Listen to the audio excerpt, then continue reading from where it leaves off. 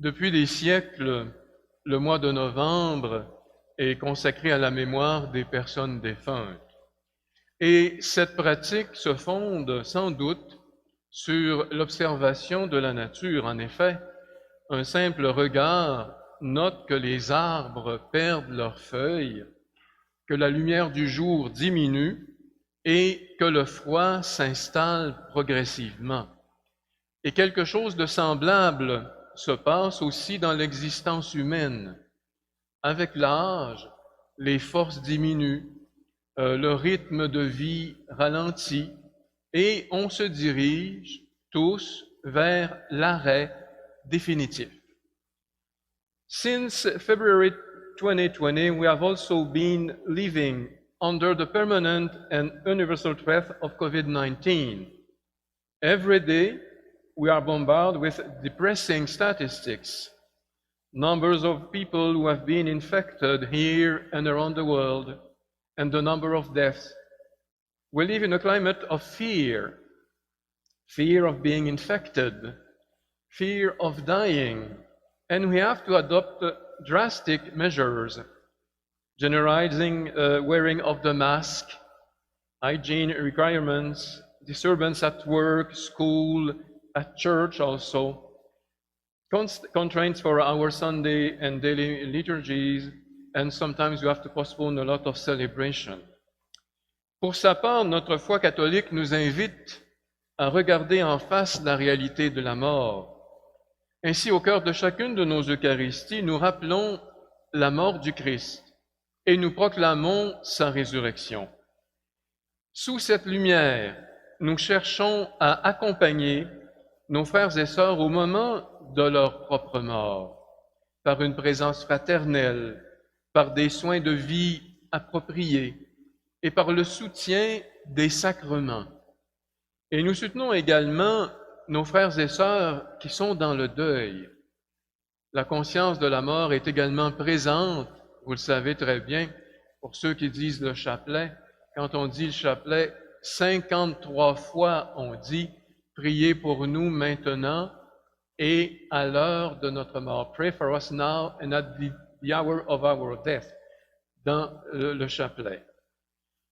Our celebration today, dedicated to the prayer for the deceased pastor of our diocese, is a good opportunity to stop and to reflect on the meaning of human existence, with the fundamental question that every human being is asking, is there life after death? The Word of God that we have just heard brings us a precious and valuable light.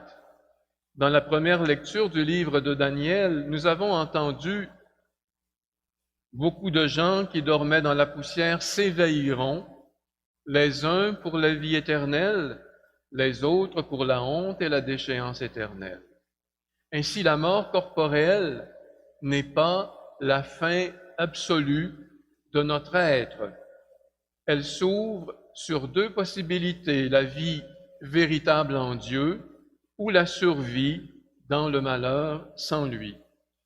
Et Saint Paul nous montre comment cela est possible. As all die in Adam, so all will be made alive in Christ.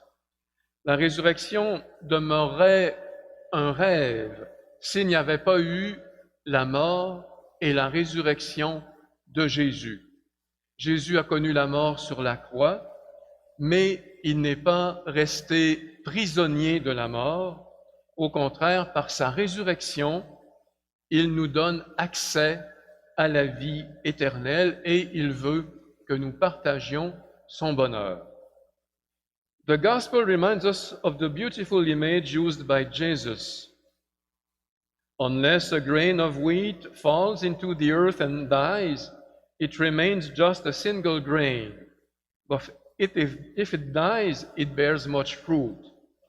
The grain of wheat thrown into the earth ceases to exist in the form of a grain, but from it, the ear of wheat mysteriously arises. There is a continuity between the two states, but there is also a difference. By dying with Christ, each person keeps his or her own personal identity, but in a different state. Et en acceptant la lumière de la foi sur notre condition humaine, nous ne pouvons pas nous laisser ébranler par la peur de la mort. Nous savons qu'elle n'est pas la fin, l'anéantissement de notre être, mais plutôt un passage vers la vie véritable qui n'aura pas de fin. C'est ce que nous chantons dans la préface des défunts. Pour ceux qui croient en toi, Seigneur, la vie est transformée, elle n'est pas enlevée. Et c'est ce message de lumière et d'espérance que nous devons offrir à notre monde angoissé. Au lieu de promouvoir l'aide médicale à mourir, qui pour éliminer la souffrance élimine la personne, nous devons offrir l'aide spirituelle à mourir dans le Christ. Non l'aide médicale à mourir, mais l'aide spirituelle à mourir avec le Christ. Dans ma lettre pastorale du Carême 2020, j'en ai parlé, alors je vous invite à relire ces pages-là pour être davantage conscient de ce grand cadeau que Dieu nous offre de vivre et de mourir avec lui.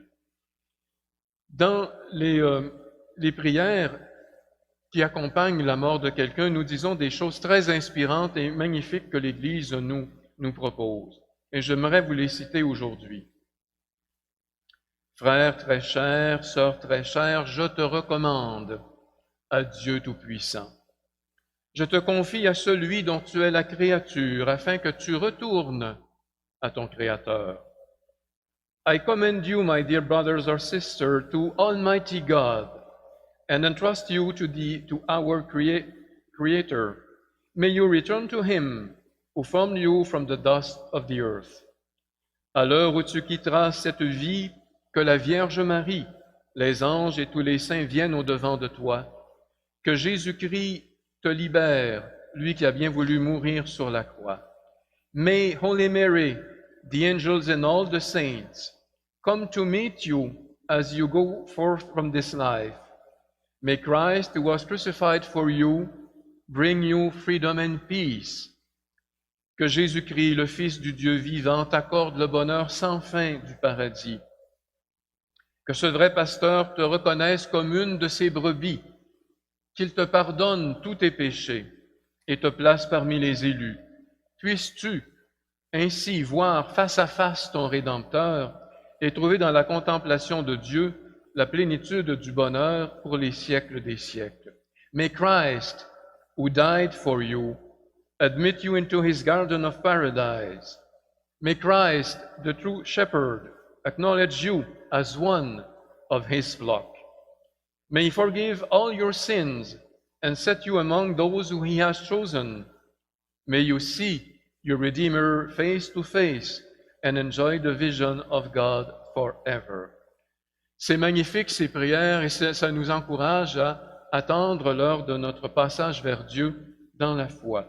Aujourd'hui, nous prions pour les évêques, les prêtres et les diacres défunts du diocèse de Timmins, dans des contextes différents et leurs difficultés particulières avec leur propre personnalité. Ils ont annoncé inlassablement la parole de Dieu et son projet de nous faire participer à la vie éternelle. Ils ont communiqué la vie de Dieu par les sacrements. Ils ont été les instruments du Christ, tête de l'Église. They work to build the body of Christ so that the faithful will take care of one another and live as brothers and sisters in Christ. Let us give thanks to God for the ministry they have exercised. Let us give thanks for the good example they set.